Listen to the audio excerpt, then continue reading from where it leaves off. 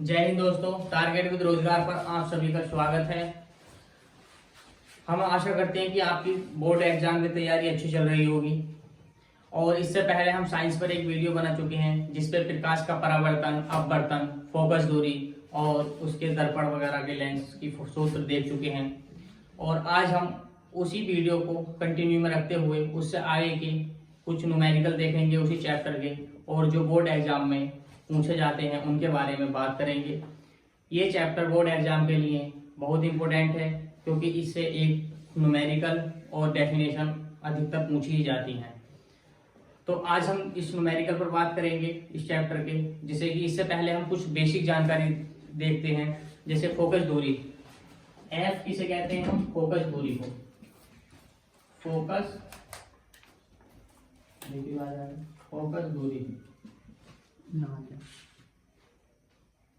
और यू कहते हैं हम वस्तु की दूरी। वी कहते हैं हम प्रतिबिंब की दूरी।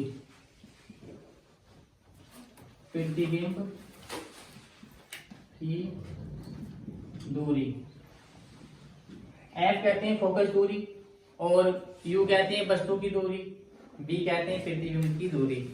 तो इसी आधार पर तीनों ये हमारे मोस्ट फैक्ट हैं। इससे पहले देखो, दर्पण के लिए सूत्र का यूज होता है। दर्पण के लिए होता है 1/f बराबर 1/b प्लस 1/u। ठीक, ये दर्पण के लिए यूज होता है। और लेंस के लिए देखो, लेंस के लिए होता है 1/f बराबर 1/b माइनस 1/u। ये लेंस के लिए यूज होता है। एफ फोकस दूरी को कहते हैं, बी प्रतिबिंब की दूरी को कहते हैं, यू वस्तु की दूरी को कहते हैं। देखो, दो प्रकार के दर्पण होते हैं, दो प्रकार के लेंस होते हैं, एक उत्तल दर्पण और एक उत्तल लेंस। ये अधिकतर क्वेश्चनों में पूछा जाता है कि उत्तल लेंस या उत्तल दर्पण, अवतल लेंस या अवतल दर्पण। ठीक, तो अगर अवतल दर्पण होगा तो उसमें वस्तु की दूरी, प्रतिबिंब की दूरी और फोकस दूरी तीनों ही चीजें माइनस में होती हैं, अर्थात ऋणात्मक होती हैं। और अगर उत्तल दर्पण होगा तो उसमें केवल वस्तु की दूरी ऋणात्मक होगी, बाकी सब पॉजिटिव होगा। ठीक, ऐसे ही अवतल लेंस होगा तो वस्तु की दूरी, फोकस दूरी और प्रतिबिंब की दूरी तीनों ही माइनस में होंगी। और अगर उत्तल लेंस होगा तो उसमें वस्तु की दूरी माइनस में होगी, बाकी सब पॉजिटिव होगा, अर्थात धनात्मक होगा। ठीक, ये आपको बेसिक ये फॉर्मूले हैं जिसे दर्पण के फॉर्मूलों में हम इसे यूज करेंगे और ये लेंस के न्यूमेरिकल में यूज करेंगे। तो इसी आधार पर हम पहला न्यूमेरिकल देखते हैं। देखो, मास्टरमाइंड का पहला न्यूमेरिकल ये है। क्वेश्चन नंबर 9 है, वायु के सापेक्ष जल तथा कांच का अपवर्तनांक क्रम से 4/3 तथा 3/2 है। जल के सापेक्ष कांच का अपवर्तनांक तथा कांच के सापेक्ष जल का अपवर्तनांक ज्ञात कीजिए। सबसे पहले देखते हैं, देखो जल, वायु को हम एयर कहते हैं, एयर को हम ए से प्रदर्शित करते हैं। ऐसे जल को हम वाटर कहते हैं, इसे हम W से प्रदर्शित करते हैं। ऐसे ही कांच को हम गिलास कहते हैं, इसे हम G से प्रदर्शित करते हैं। अपवर्तनांक को हम N से प्रदर्शित करते हैं। ठीक, इसी आधार पर देखो एक फॉर्मूले बनते हैं। क्वेश्चन नंबर 9 देखते हैं। क्वेश्चन नंबर 9 कहता है, वायु के सापेक्ष जल तथा कांच का अपवर्तनांक। वायु अर्थात एयर के सापेक्ष AN, वायु सापेक्ष कांच, वायु सापेक्ष जल ANW कितना 4/3 और ANG कितना 3/2। किसका ज्ञात करना है हमें? देखो, जल के सापेक्ष कांच अर्थात एयर के सापेक्ष कांच ANG, जल के सापेक्ष कांच और ANG जल मतलब WNG, जल के सापेक्ष कांच का अपवर्तनांक ज्ञात करना है। दूसरा ज्ञात करना है हमें जल के सापेक्ष कांच का, और दूसरा ज्ञात करना है कांच के सापेक्ष जल का। डब्ल्यू एन जी हमें ज्ञात करना है और A N W G N W हमें ज्ञात करना है। तो इसी चीज को देखते हुए देखो फॉर्मूला होता है, पहला हम डब्ल्यू एन जी ज्ञात करेंगे। तो डब्ल्यू एन जी ज्ञात करेंगे तो देखो ए एन जी बटे ए एन डब्ल्यू, फॉर्मूले का यूज करेंगे। ए एन डब्ल्यू बराबर फॉर्मूला डब्ल्यू एन जी बराबर ए एन डब्ल्यू बटे A N G, A N W बटे ए एन जी बटे ए N W, A N G बटे ए एन डब्ल्यू, इस फॉर्मूले का यूज करेंगे। ठीक, तो ए एन जी कितना होता है, देखो ए एन जी होता है, ए एन जी कितना दे रखा है हमारे पास 3/2, तो ए एन जी का मान 3/2 और ए एन डब्ल्यू का मान कितना देखो 4/3, 4/3। देखो चार कंडीशनें होती हैं तो हम क्या करते हैं, नीचे वाली कंडीशन को आपस में परस्पर गुणा में ले जाते हैं और बदल देते हैं। तो 3/2 गुणा 4/3 को चेंज करेंगे तो 3/4 बन जाएगा, अर्थात 3 दिया 9 और 4 दूनी 8। तो हमारे पास डब्ल्यू एन जी का मान कितना आया 9/8। ठीक, इसी तरह हमने डब्ल्यू एन जी निकाला। अब देखो हम जी एन डब्ल्यू निकालेंगे। जी एन डब्ल्यू का फॉर्मूला होता है देखो ए एन डब्ल्यू बटे A N G, A N W कितना दे रखा है देखो हमारे पास 4/3, तो ए एन डब्ल्यू दे रखा हमारे पास 4/3 और ए एन जी दे रखा हमारे पास 3/2। तो इसे देखो हम फिर परस्पर बदलेंगे तो क्या चेंज होगा, 4/3 गुणा में क्या होगा 2/3। अब इनकी मल्टीप्लाई करेंगे तो कितना आएगा, 4 दूनी 8 और 3 दिया 9। तो हमारे पास इसका मान आया, देखो हमारे पास जो मान आया डब्ल्यू एन जी का कितना आया हमारे पास, डब्ल्यू एन जी का हमने निकाला 9/8 और जी एन डब्ल्यू का कितना आया हमारे पास 8/9। ये हमारे पास सोल्व करके आंसर आया। ठीक, हमने ये डब्ल्यू एन जी और जी एन डब्ल्यू का मान निकाला। ठीक, इससे आगे देखते हैं, देखो इसी टाइप का सवाल नंबर 11, इसी टाइप का क्वेश्चन नंबर 11 बिल्कुल सेम इसी तरह है और इसी फॉर्मूले पर आधारित है। देखो क्वेश्चन नंबर 11 कहता है वायु के सापेक्ष जल तथा कांच का अपवर्तनांक क्रमशः 1.35 तथा 1.50 है। यदि प्रकाश किरण का कांच से जल में जा रही है तो कांच के सापेक्ष जल का अपवर्तनांक ज्ञात कीजिए। कांच के सापेक्ष जल का, अर्थात कांच के सापेक्ष जल का हमें ज्ञात करना है। देखिए रखा है हमारे पास वायु के सापेक्ष जल का ए एन डब्ल्यू का दे रखा है 1.35 और ए एन जी का दे रखा है 1.50, मतलब वायु के सापेक्ष कांच का। Question number 11। ठीक, तो देखो हम फॉर्मूला लगाएंगे जी एन डब्ल्यू बराबर ए एन डब्ल्यू बटे A N G, ji N W बराबर ए एन डब्ल्यू बटे ए एन जी। तो ए एन डब्ल्यू का मान कितना देखो 1.35, ए एन जी का 1.50। देखो दोनों अंकों के बाद पॉइंट है, दो अंकों के बाद पॉइंट इधर है और 2 अंकों के बाद इधर, पॉइंट से पॉइंट खत्म। तो कितना आया हमारे पास 135/150। देखो 5 से डिवाइड करेंगे, 5 दूनी 10 और बचा 3 हो गया, 5 सत्ते 35, 5 से 5 दिया 15 और 5 0 का 0। अब देखो ये किससे कट गया, देखो 3 से कट गया, 3 नम 27 और 3 ढाई 30। कितना आया हमारे पास 9/10। अर्थात हम यहाँ पे भी रोक सकते हैं, अन्यथा इसे देखो पॉइंटों में अगर इसे काटेंगे तो सबसे पहले पॉइंट लगाएंगे, एक 0 बढ़ाएंगे, पॉइंट लगाने के बाद एक 0 बढ़ाएंगे, कितना हो गया 90। 10 का पकड़ा पड़ेंगे, 10 नम 90। तो हमारा कितना आंसर है 0.9 आंसर आया हमारा। किसका मान आया ये हमारे पास जी एन डब्ल्यू। ठीक, जी एन डब्ल्यू का मान आया 0.9। इसी आधार पर देखो हमने अब वायु के सापेक्ष जल के सापेक्ष इस तरह के 2 सवाल देखे। अब हम फोकस दूरी पर देखते हैं कुछ सवाल। तो फोकस दूरी पर सवाल देखेंगे, लेंस और सर्कल से बनने वाले। ये जो हमने सवाल देखे ये वेरी इंपॉर्टेंट है। और ऐसे ही हम फोकस दूरी पर जो सवाल देखेंगे अब करेंगे वो भी एग्जाम के लिए बहुत इंपॉर्टेंट होंगे। देखो सवाल नंबर 10 देखते हैं हम। एक उत्तल दर्पण की फोकस दूरी 2 सेंटीमीटर लंबी वस्तु 2 सेंटीमीटर लंबी वस्तु देखो 2 सेंटीमीटर लंबी वस्तु 20 सेंटीमीटर फोकस दूरी के उत्तल लेंस के सम्मुख मुख्य अक्ष पर रखी है। कितनी फोकस दूरी? 10। फोकस दूरी कितनी है? देखो 20 सेंटीमीटर फोकस दूरी है 20 सेंटीमीटर 20 सेंटीमीटर। उत्तल लेंस के सम्मुख क्या है? उत्तल लेंस है। लिख लो पहला उत्तल लेंस। उत्तल लेंस, ठीक। लेंस से वस्तु की दूरी 30 सेंटीमीटर दूरी पर है। लेंस से, जो उत्तल लेंस है, लेंस से वस्तु की दूरी कितनी है? 30 सेंटीमीटर।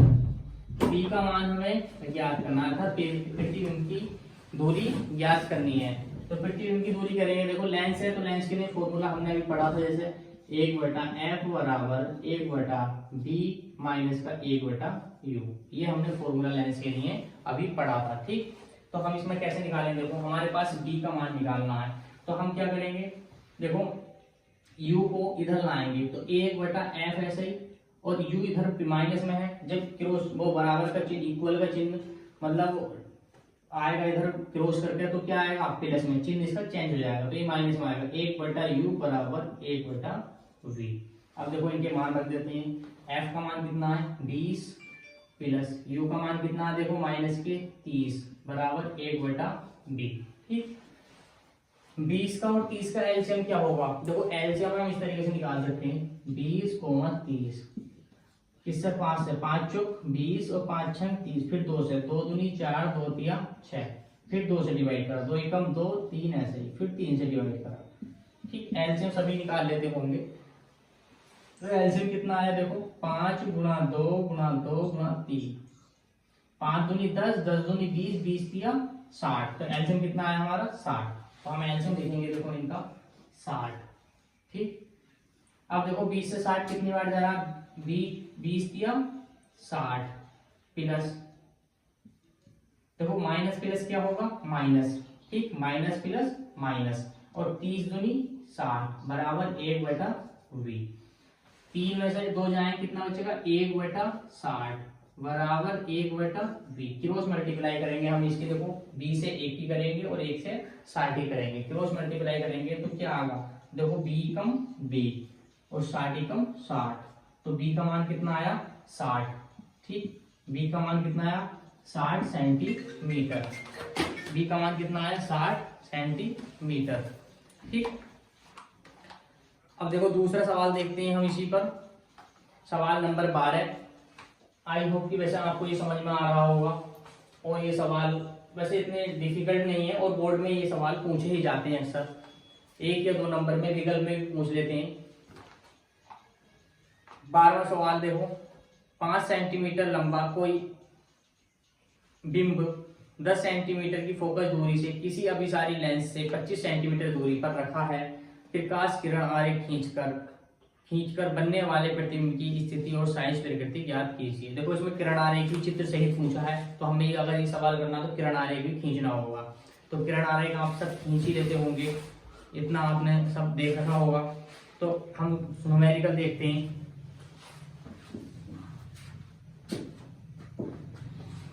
ये 10वां था, 11वां हमने ANG वाला कर लिया है, ये 12वां अब हम करेंगे।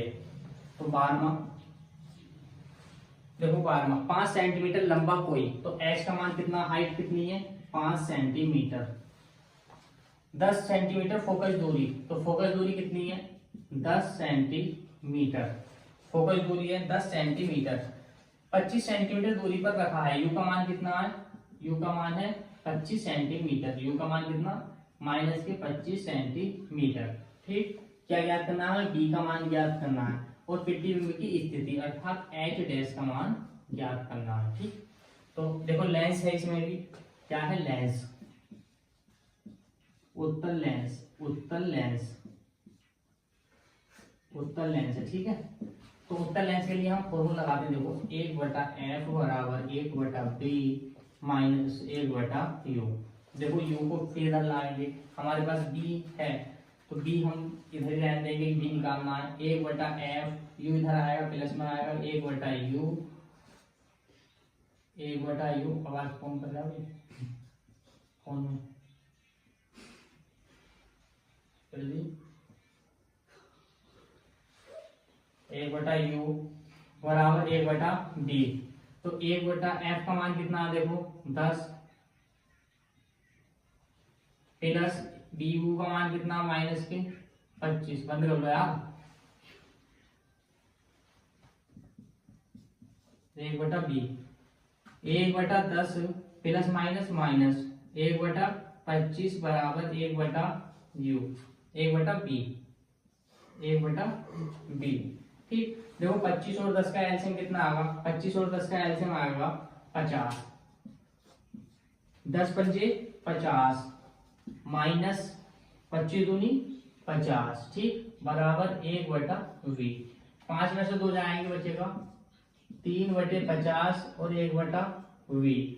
50 से देखो क्रॉस मल्टीप्लाई करेंगे आएगा 3v बराबर 50 और b बराबर आएगा 50/3। जब b का मान निकालेंगे हम इसे 50 को 3 से डिवाइड करेंगे तो 3 एकम 3, तो कितना बचा 2, हो गया 20, 3 छंग 18, कितना बचा 2, पॉइंट लगा के 0 उड़ाएंगे, 3 छंग 18, 3 छंग 18, अर्थात b का मान कितना आएगा 16.666। इस तरीके से ही चलता रहेगा। ठीक, ये हमारे पास b का मान आया। लेकिन उसमें क्या पूछा है, क्वेश्चन में पूछा है प्रकृति की, वो प्रतिबिंब की साइज और प्रकृति भी ज्ञात कीजिए। ठीक, प्रकृति और साइज भी ज्ञात कीजिए। तो हम निकालेंगे, देखो h का मान कितना हमारे पास 5 सेंटीमीटर और h डैश का कितना था ज्ञात करना था। एक फॉर्मूला होता है आवर्धन का, m बराबर h बटे h डैश बराबर माइनस के b बटे u। ये हमारे पास फॉर्मूला होता है माइनस के b बटे u। ठीक, तो देखो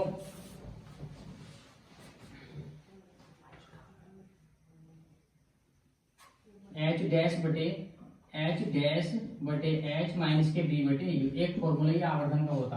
तो अब इसमें देखो मान रखेंगे, h डैश हमारे पास नहीं है, h कितना हमारे पास देखो ये दे रखा, h कितना दे रखा 5 सेंटीमीटर, तो h का मान रखेंगे 5, b का मान कितना देखो b का मान है 16.66, u का मान कितना दे रखा हमारे पास देखो, u का मान दे रखा हमारे पास -25। ठीक, -25, देखो माइनस से माइनस खत्म हो जाएगा। ठीक, अब देखो क्रॉस मल्टीप्लाई करेंगे तो 25h, तो h डैश बराबर देखो 16.66 गुणा 5 और बटे में आ जाएगा 25। ठीक, अगर हम इसे इधर देखते हैं देखो तो 16.66 गुणा में 5 और बटे में कितना था 25। ठीक, अब देखो 5 से इसे डिवाइड करेंगे तो 5 पंजे 25, अब 5 से 16.66 को डिवाइड करेंगे तो 5 दिया 15, बचा कितना 1, उतार ले 6, पॉइंट लगा दे ये वाला, 5 दिया 15, फिर 1 बचा, फिर 5 दिया 15, ऐसी 3.33 सेंटीमीटर चलता रहेगा, 3.33 सेंटीमीटर चलता रहेगा। देखो माइनस का b और माइनस का u, सही है, तो माइनस माइनस प्लस, तो ये अगर माइनस हम यहाँ पर ले लेते हैं, ठीक, ये यहाँ पर, तो ये माइनस बराबर कंटिन्यू में रहेगा, तो ये काय में आएगा माइनस में। ठीक, माइनस, ये माइनस में आएगा। सवाल अच्छा है, प्रकृति एक ही सवाल है, आवर्धन का फॉर्मूला और फोकस दूरी का फॉर्मूला दोनों का यूज हुआ है, तो सवाल इंपोर्टेंट बनता है। और इस टाइप के सवाल अगर बोर्ड में पूछे जाते हैं तो लगभग वो 4 नंबर से कम में नहीं पूछा जाएगा। इसीलिए आप इन सवालों को कंटिन्यू में रखें और रिवीजन टाइप पर चलते रहें। आगे एक सवाल और देखते हैं, देखो